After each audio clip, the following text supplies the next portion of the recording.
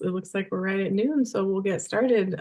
Thanks for joining us Awesome. today for my taxing subjects Zoom Q&A, and I'm really excited to have Amberlee Merz joining today to talk to us about home loans and first-time home buying. And yeah, we're just really excited to have a conversation with you today, Amberlee, and we're going to try to keep this interactive. So feel free to unmute yourself and ask questions if any come up.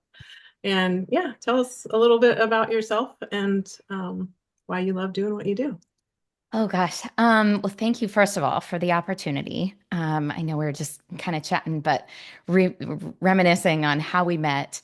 And I've loved this business for the last, 20 years, just really because I've been able to meet such incredible people. And you, Shay, have been one of those people that through a friend of a friend of an acquaintance of a business professional, we end up connecting, realizing that we know somebody from high school or something way back in the day.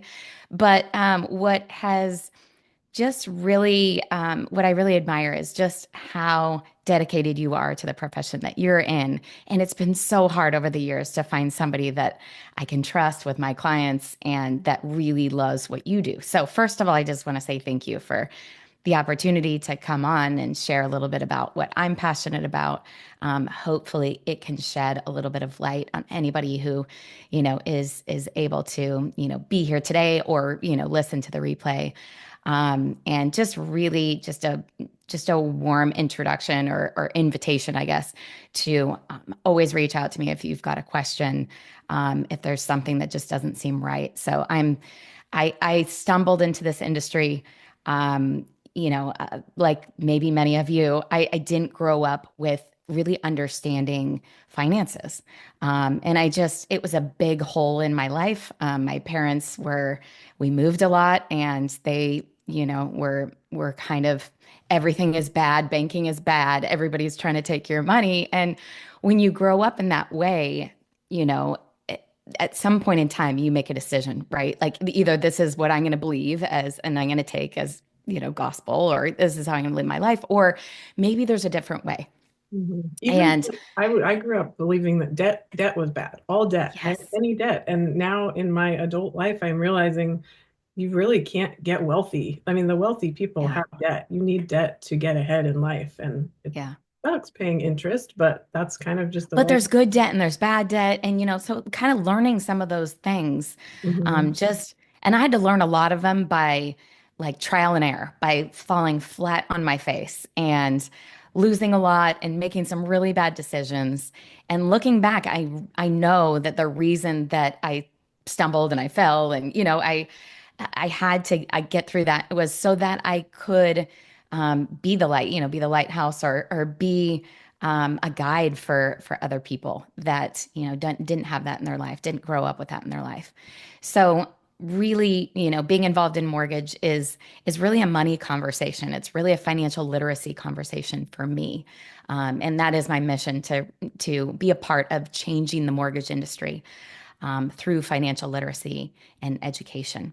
So. Well, we're excited to And hear from you today. and I did set up a PowerPoint here, but I'm not a big PowerPoint person, so I'm so much more conversational. So thank you for bearing with me. And but I will take us through a couple of slides that just kind of share the journey that hopefully we can help you go through, and really what it means to be a successful homeowner. I think there's a lot of a lot of people that have an experience where, we call it a 30-30 and then, terminate, which is like a 30-minute conversation, you get pre-approved, a 30-day transaction, and then it's goodbye. And we are absolutely the opposite. If it takes us, several months, even I've got some clients that I've been working with for years and finding the right opportunity and getting them putting them in the best position possible to take advantage of the market. Whether that's getting out of school, getting out of, working on debt, working on credit. So there's a lot of things that we can do proactively up front in a, starting with a conversation, starting with our first meeting. So please don't think that you need to be ready and already have all the answers in order to make that first call.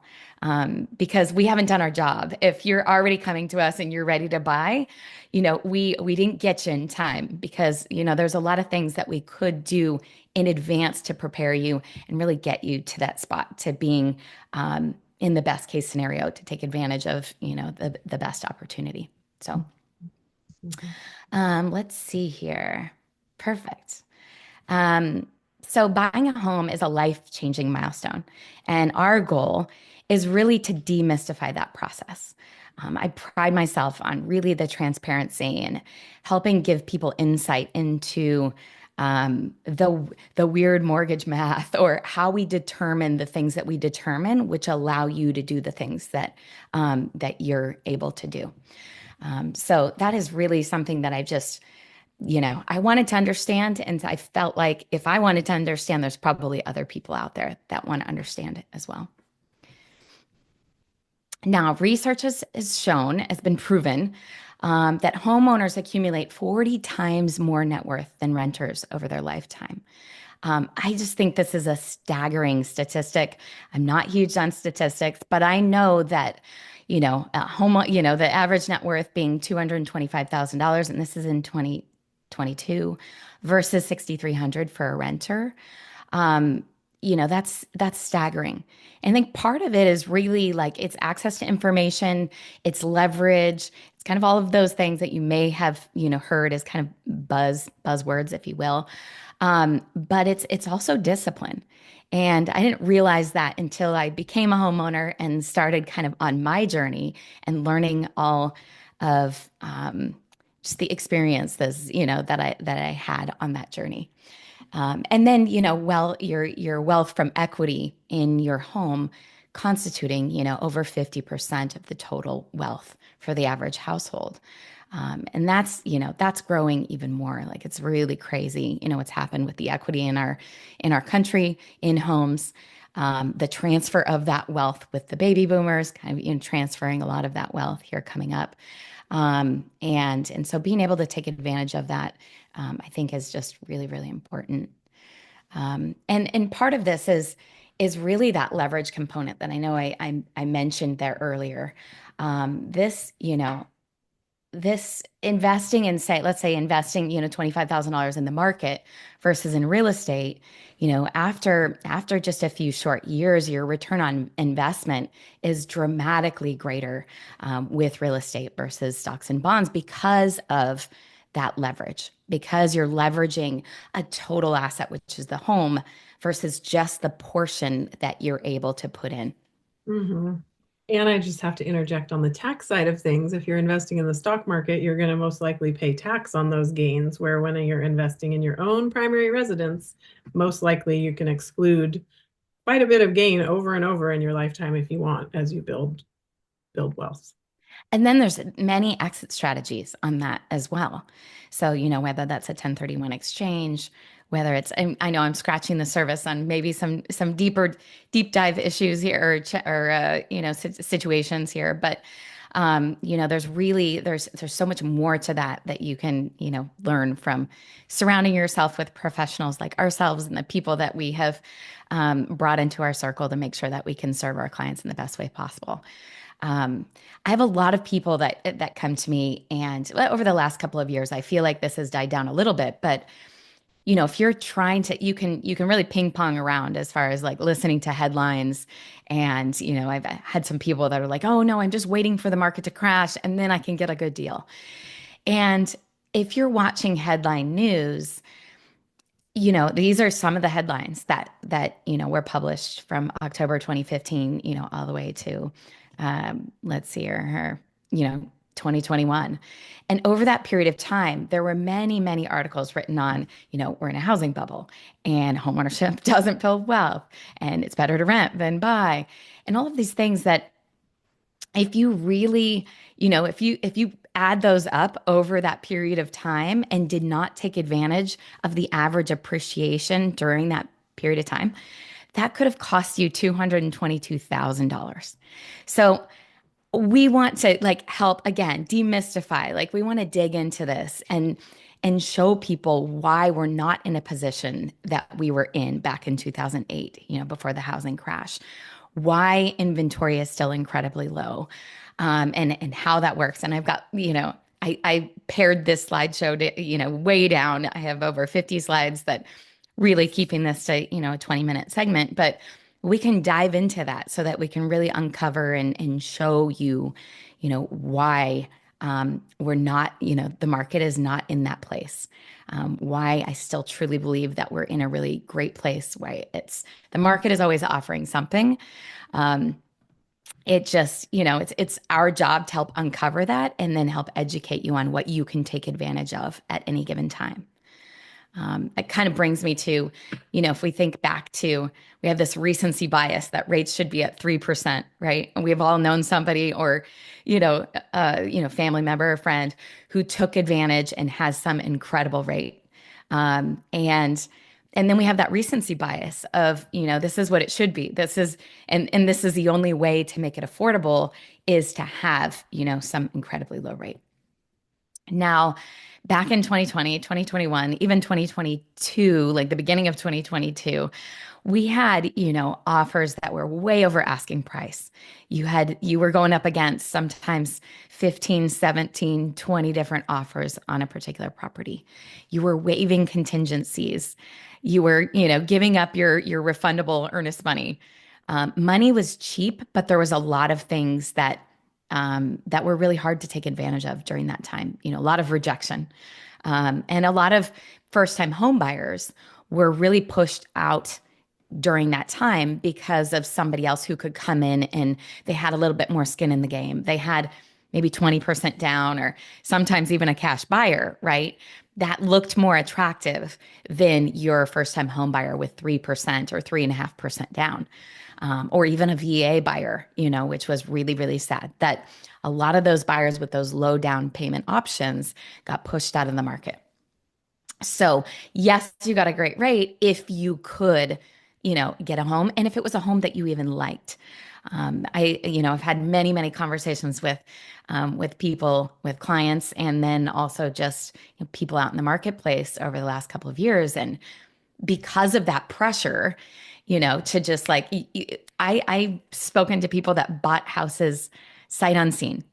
Can you imagine buying something that is like maybe one of your biggest investments and not even being able to see it, not being able to go through it and smell it or check out the neighborhood? And sometimes the neighborhood's a big factor, maybe school district. And so there are still a lot of those people that are now looking to, even though rates are a little bit higher, looking to make that transition into, something that checks more of the boxes. So what do we have now? What does the market offer now that's incredible to take advantage of? Yes, money is a little bit more expensive, but there's a little bit more inventory to choose from. There's definitely more protection in contract. We're not seeing, the waiving of any of those inspections or appraisals. All of those protections are really solid right now. And you also have more negotiating power, which I don't know about you, but I would take negotiating power and getting the right home for the right price. And then being able to later on, you can always refinance later as rates come down. If they do, no one has a crystal ball here, but as they do, as inflation gets under control, I do believe that they will come down and you can always take advantage of that. But at that point, you've taken advantage of, a great home for a great price. And now we can just work on, reducing that payment with cheaper money as is possible. So this is really an opportunity. I think it's an opportunity for savvy investors. It's an opportunity for first-time buyers to get into this market. And I know it won't last forever. I mean, nothing ever does. But, as rates do come down, more buyers that have been on the sidelines will be coming back into the market. There's a statistic that says that for every 1% decrease in interest rate, there's another 5 million more buyers that become available. So that's some competition. And we want to make sure that we help you take advantage of what there is to take advantage of at this point in time. So the process, a little bit just to touch on kind of the process, outlining the lending process. We love to start with what we call a discovery call. I can't give you guidance, kind of like if you went into to a doctor and you just ask for the medication. We need to kind of assess. We need to diagnose, if you will, and we do that by spending a lot of time discovering, digging into. This isn't just your situation, but how you feel about your situation, the confidence level that you have around your situation. We all have money stuff, right? I don't know about you, but how I grew up and how my parents chose to do things, that I carried that with me. And so it had certain fears around it, fears of debt, fears of the system, of being taken advantage of. And so we'd like to dig into that with you and make sure that we're addressing those concerns and tailoring, the strategy for you. And we also dig into, in this process, that financial literacy component. I like to say before this becomes, a mortgage and a rate conversation, this is a money and a wealth conversation. So making sure that you understand, how those decisions are made and protection and safety and liquidity and a lot of those things that you may have had this conversation with a financial advisor if you get to that point. But what we've found is a lot of first-time buyers, they don't get to that point. Whereas if you've got about 10, 15, $20,000 stashed away, you're trying to figure out how to buy a house. Whereas kind of those minimums of being able to have those conversations with financial advisors can seem daunting. So we really like to start planting those seeds and making sure you understand those basic concepts, so that mortgage can just fit into that for you.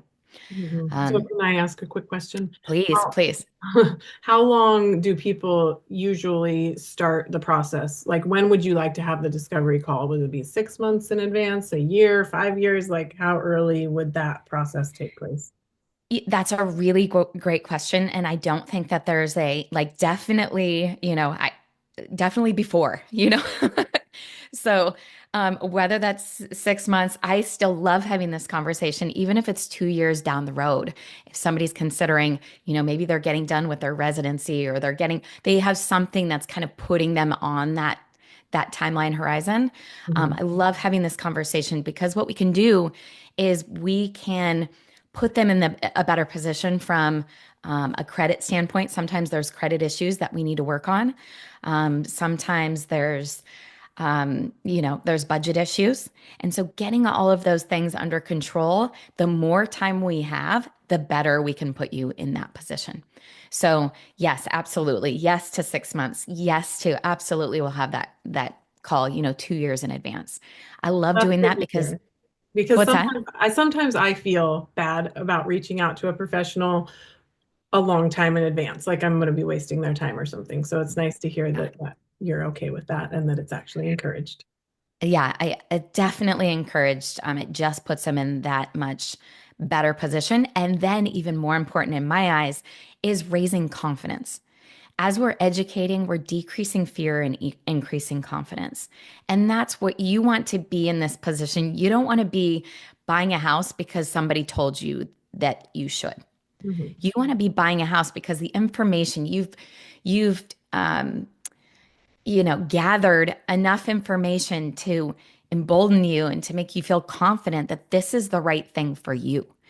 It's not a matter of if, it's a matter of when, and what do we need to do in order to get you to that place. So that's a really great question. And yes, again, I never hesitate to have that call. So worth it to spend, an hour, 45 minutes or so, upfront, just getting information and being able to give guidance so that, good decisions can be made from there. I'll touch really briefly.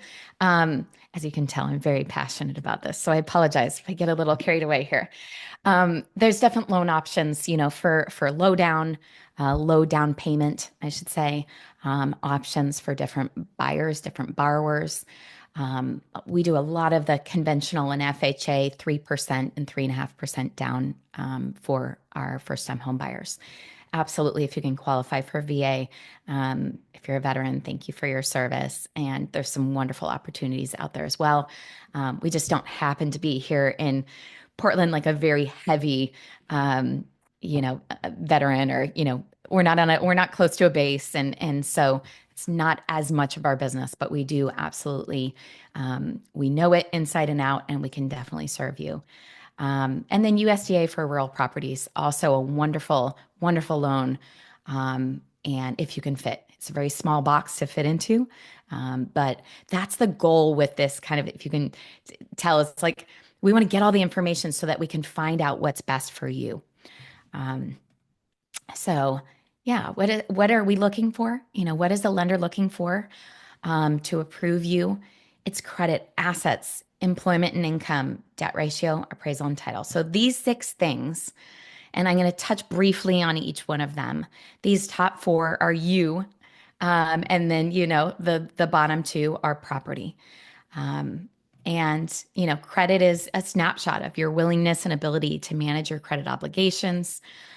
If your credit is not great, we have incredible professionals that we can also connect you with if it's outside of our scope. But over the years, I know some tricks. I know some things of where we can start without even, enlisting the help of a professional. If it is a bigger deal, we do have some things to deal with in the past. We have some wonderful relationships that we can that can also help. So assets. Assets is everything in checking, savings, retirement, also down payment assistance, which we do have some programs available for that. We need to verify that you have enough money for the down payment and closing costs, and then how much, extra to pay additional bills, possibly maintenance on the property.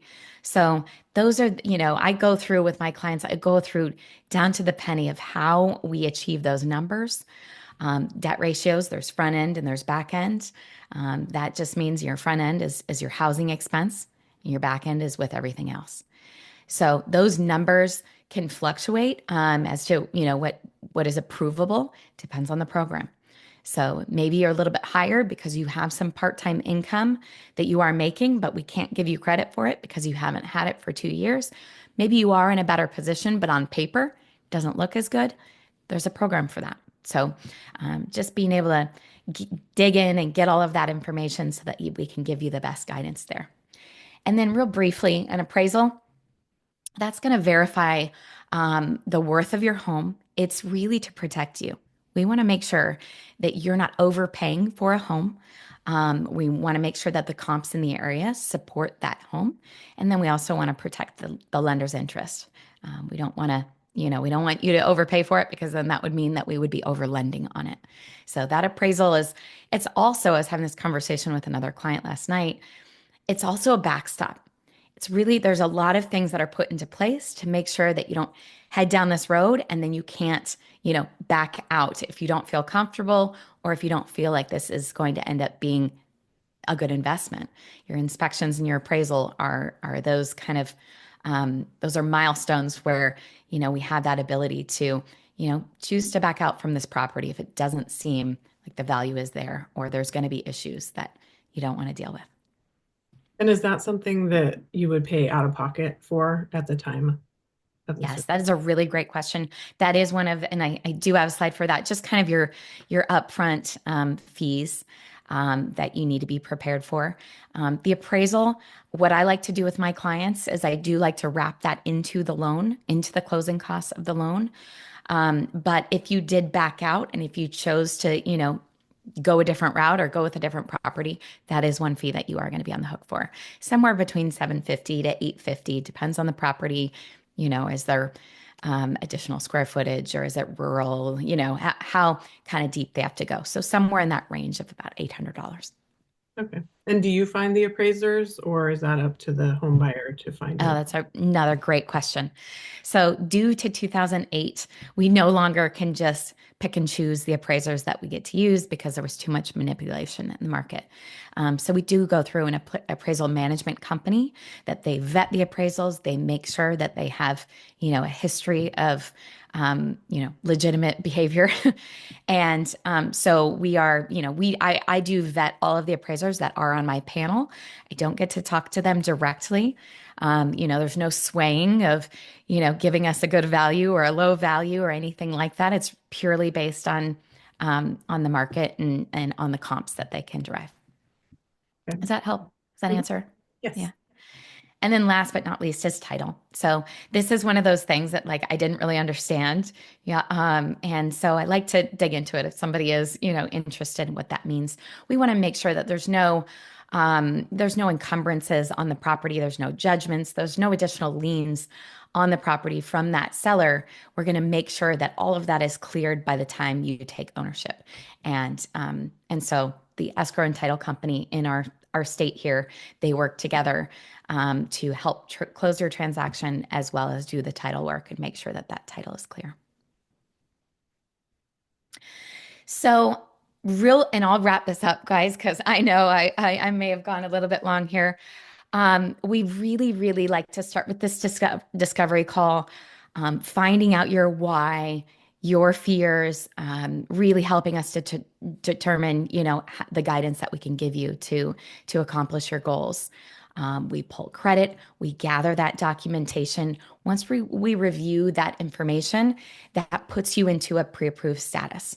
Now, what we like to do, not every bank can do it. Or lender, if you will. We like to go through an actual pre-approved process through underwriting so that when that pre-approval, letter, when you're using that and out in the market, you're putting in offers, we can give that confidence to the listing agent, to the seller, that we've already checked all the boxes. We've gone through, there's no potential, hangups or, monkey wrenches that can be thrown into your purchase process. So it's an extra step, but we like to do that up front, get that out of the way so that when you are putting in offers, it allows us to make you look as attractive as possible. And how we do that is because now you can remove your financing contingency because we've already gotten you approved. You can potentially, that is a huge one because you're basically putting yourself in competition with a cash buyer because you're removing that financing contingency. Um, and then also you can expedite your close times. So, if it's really important for the seller to get out as quickly as possible, we can give you a 14-day close period. Because we've already covered all the information that you're responsible for that, we're evaluating you for. And then all we have to do is get an appraisal and get through that title work and we're ready to close. So really helps expedite the process, keep stress low, and help you cruise through that process. So all you're focused on is your inspections and the appraisal. And we're not asking you about all sorts of things from the past. Let's get that out of the way first. And then this is kind of the fun part when you can start, shopping. And that's when we can help facilitate if you don't already have a real estate agent that you're working with. We'll help make an introduction to somebody that we believe will fit well based on what it is that you're looking for in the area that you're looking in.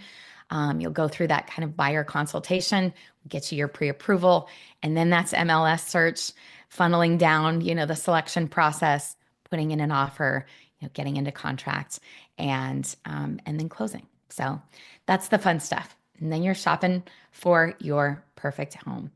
I definitely recommend, like I know I scratched on the surface earlier about there was a lot of people during 2020 that, bought homes sight unseen. You want to be, online versus in person, hands down, very different. Photographers, can sometimes make things look much better than they really are. It looks new. There's a lot of, I know there's some guidelines on that, but there's some Photoshop that can be done that, can make things look better than they are. And then also really checking out the neighborhood and, maybe that's noise, maybe it's schools, stuff like that. You want to make sure that you're digging in. And then you're writing that offer. We're helping you negotiate the price. This is really important. I'll just touch on this. Really important that your mortgage professional and your real estate agent work closely together. We are your advocate. This is how we can really strategize and make sure that you're writing an offer that works for, the home that you're purchasing. I'm going to give you um, a different strategy depending on what that home is like. Does it need work? Is it ready to go? Are we putting a little bit less down to make sure that we save some reserves for some little TLC that we need to do to the home? So that strategy and working with that agent, really, really important. As well as, are we asking for some seller concessions to cover your closing costs? Is that possible? Because the property has been on the market for, a certain period of time. Will that be possible? So just, there's definitely this collaboration that we hope to really be, in your corner. We want to connect with your professionals that are representing you and making sure that we're helping you make the best decisions. And we talked about this, Shay. I won't go into it, but a couple of upfront, out-of-pocket items that you want to make sure that you've got reserved. Your inspection fees, that is out of pocket. Environmental testing, if applicable. Your appraisal, this seems a little bit high, but yeah, somewhere in that 800 to 900 potentially. And then transaction fee depends on the realtor, but there are some brokerages that ask for a very small, transaction fee up front. So, and then your earnest money, which I know I swooped back up to the top there. That's probably the biggest one. And if you are pulling funds from, say, a retirement account or, getting a gift from family, we'll help you address those and the best way to paper trail those and get those issued. Um, so so final days, getting the clear to close notifies the team that the loan is officially ready for docs. You go into the escrow company, you sign those documents, you bring in a couple of forms of identification, and then you'll get a hard copy or a zip drive with all of those documents for your reference. So that kind of caps off the process that we go through, just to kind of scratch the surface on what to expect. This is my very last one that I'll briefly touch on, and this is the reason why I get so passionate about real estate, about helping people buy homes. It is the singular, like, largest wealth building method in the U.S. economy because of appreciation. I know we touched on that earlier, but your home appreciates based on the appreciation of the entire asset, not just the portion of funds that you've allocated for your down payment. It's enhanced by leverage. So, this is an example here, but you know, if you were to take that 20,000, put it in the stock market, put it in any other asset class, and you earned a 4% appreciation, you'd make $800. But you're building equity on the full, let's call it a $400,000 investment in this case. As that appreciates 4%, you've now, 20x'd your investment there, which is incredible. So it's a forced savings. Part of that monthly payment goes towards paying off your balance every month, and then tax benefits, which I got rid of everything I said here and just said check with your tax professional because yes, we want to make sure that you're taking advantage of that, and it could make sense for you to itemize there. So that is my presentation. I hope that was helpful for you. And please feel free to a couple of client testimonials, what people have to say. You're not the first. This is not our first rodeo. We love doing what we do. And yeah, take action. Meet with Shay. You can scan this for a consultation with Shay. You can scan this to pull up my information and book time on my calendar as well. We just really want to be a resource here for you. If you have any questions, please don't hesitate. Awesome. I do have a question in the chat from Amy. She said, I know job history as far as how long you've worked for a company is important for pre-approval. My husband recently switched jobs, but it's the same thing he's been doing for 10 years, just with a different company. What we've heard is that they don't go by how long you've necessarily been at your current job, but within the same scope of what you've been doing if there's multiple jobs. Is that correct? Yeah, that is a really, really great question. That should not be a problem whatsoever. I've even had to kind of get creative on the story that I'm telling to paint a picture that they are in the same line of work. But Amy, it sounds like your husband's, same line of work. That's no problem at all. We need that first pay stub. And then hopefully the second pay stub, you could even be doing that process, as he's just starting a job. I've done that many, many times where sometimes we can't control it. It would be great to just be at the same job forever, but sometimes we can't control it. We get a great opportunity, or one window closes and a door opens. So that's not a problem. We just need that first pay stub. Do you know how it works if someone wants to buy a duplex, for example, and it's Yeah, already generating income? Does that income count towards your income, even though you it haven't bought it does. yet? Okay. It does. Yeah, we get to utilize 75%. And why that's 75% is because there's a vacancy factor. So in case, there's a vacancy, in case that tenant moves and we need to now get that unit ready and get another tenant in it. So we use 75% of, yes, the current rents that are being collected on that additional unit. It can be really, really powerful for for veterans. I've helped a lot of veterans actually buy duplexes or multifamily using their benefit and using the rental income from the other units to really help almost pay your own unit, your own part of the home. So yeah, there are, it seems like, more duplexes on the market right now than I've got a lot of inquiry helping a lot of people secure those right now. So if we can make it pencil out. Yeah. Well, thank you Anything so much else? for joining us today. I don't see any more questions in the chat. If anybody here has any more, feel free to unmute yourself and ask. Like this is the stuff that I love getting creative about ways to make things happen. I mean, this is truly how you build wealth. And it's all just comes down to strategy. And Well, thank you so much, Amberlee. I know I learned a lot. so That was welcome. really helpful for me, and I think this is going to be a great resource for anyone that wants to go back and learn. And I thank you all that were able to join us live today. Hope you have a great rest of your day, and we're here and available if you ever have additional questions that we can help you with. Thank you, Shay. Appreciate you Mhm. so much. You too. Thanks, Amberlee. Have a good day, everyone.